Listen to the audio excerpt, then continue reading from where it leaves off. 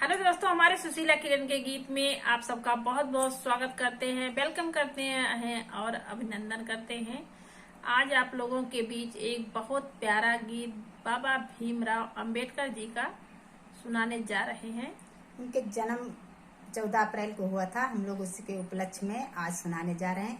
बहुत अच्छा जो संविधान पूरा भीमराव अंबेडकर जी बनाए हैं, हम लोग उन्हीं के उपलक्ष्य में सोहर गीत सुनाने जा रहे हैं। उनके जन्म दिवस के ऊपर हम लोग उनका जन्म बहुत छोटे परिवार में हुआ था, लेकिन उनके माँ बाप ने उनको इतनी अच्छी शिक्षा दी कि यहाँ अपना देश तो अपना देश ही छोड़ो, अमेरिका तक उनका नाम हो गया है।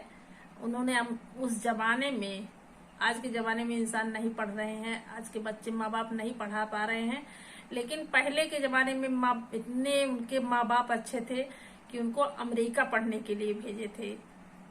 तो उन्हीं के जन्म के उपलक्ष्य में हम लोग बहुत सुंदर सोहर गीत सुनाने जा रहे हैं। आप लोग सुनिएगा, बहुत मार्मिक है। सीख के आप लोग 14 अप्रैल को जब जन्म दिवस उनका मनाएंगे तो आप लोग गाएंगे भी जरूर। ये गाना बहुत अच्छा गाना है। पूरा संविधान उन्होंने बचा लिया और बना दिया। पूरा भारत का रक्षा कवच है वो। और जात पात का कभी वो भेद नहीं रखते थे। हर चीज, हर कुरीतियां को उन्होंने हमेशा हिसाब से हमारा देश अगर चले तो आज कहाँ से कहाँ, जैसे पहले था कि भारत एक सोने की चिड़िया थी, तो वैसे सोने की चिड़िया बन जाए। लेकिन आज के तो हमारे यहाँ लोग हैं जो यही पूजा पाठ में बिजी रहते हैं। कितना लुटेरे, कितना खा ले पी ले लूट ले, बस अब यही पर रह गए। लेकिन वो हमेशा अच्छी सीख देते थे। और जो है, आप जान लीजिए कि आप भारत के संविधान को उन्होंने बचा लिया, पूरा बना दिया आप देश में। हम लोगों के लिए बहुत अच्छा है। तो उन्हीं के जन्म के उपलक्ष्य में एक समाज सुधारक थे, एक समाज सेवी थे जो है भीमराव अंबेडकर जी। आप लोग उनके जन्म दिवस जब मनाइएगा तो ये सोहर जरूर गाइएगा। तो उनके जन्म के उपलक्ष्य में हम लोग सोहर पूरा गाने जा रहे हैं। आप लोग ज्यादा से ज्यादा शेयर कीजिएगा और अगर पसंद आएगा तो सब्सक्राइब जरूर कीजिएगा और कमेंट करके बताइएगा भी कि हाँ, ये हमारा सोहर गीत बाबा भीमराव अंबेडकर जी के ऊपर कैसा आप लोगों को लगा सुनने में। आइए सुनाते हैं। 14 अप्रैल दिन पावन अति मन भावन अति मन भावन हो। मोरी सखिया जन में है भी मैं ललानवा हो कि भारत के रतनवा हो कि भारत के रतनवा हो। मोरी सखिया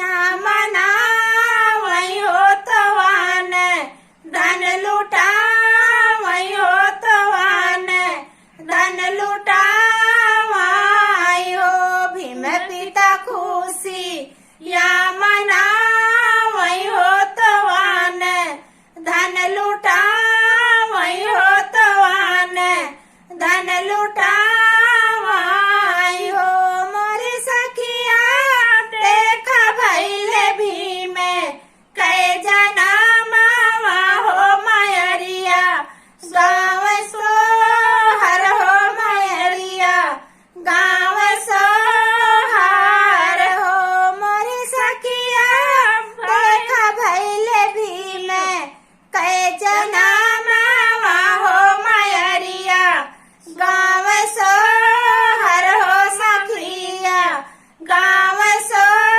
हर हो धीरे धीरे भीम शिक्षावरिया गईल सामा जय सुधार लाग सामा जय सुधार लागे हो मोरी सखिया लिख देले भारत कै संविधान हो कि भारत के रतनवा हो कि भारत के रतनवा हो मोरी सखिया लिख देले भारत संविधान हो कि भारत के रतनवा हो कि भारत के रतनवा हो 14 अप्रैल दिन सुहावन हो लगेला